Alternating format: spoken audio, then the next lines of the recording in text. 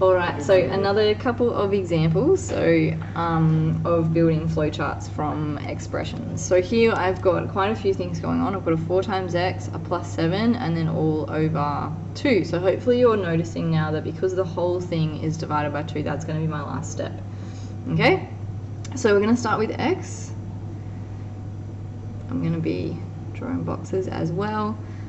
Okay, the first step here would be to times by 4. Because if I plus the 7 and then times the 4, the whole thing would be times the 4. Okay, but I don't want to do that, it's just the x.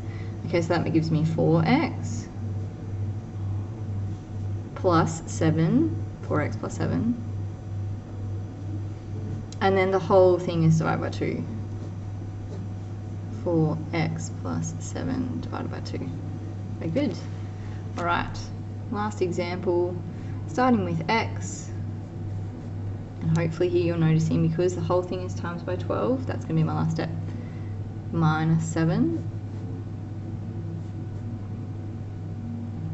times 12. And remember, when we're timesing something in brackets, it belongs out the front. Alright, another style of question that's similar thinking is when they've already drawn the flowchart for you and they've given you the input of x, because that's at the start, and then the expression is the final result. Okay, so you have the start and the end, but nothing in between. Okay, so you need to work out what operations am I doing first. So we've got a 4 outside of x plus 8, and then a plus 5 tacked onto the end of that. So that's going to be my last step. But let's start at the beginning. X plus 8 is in brackets, so that needs to go first. I didn't do my boxes big enough here. And then in times 4, so that makes it 4 outside of x plus 8. And then the last thing I did was add a 5. Okay, so the last step to answer this question is to put the inverse operations as if I was backtracking.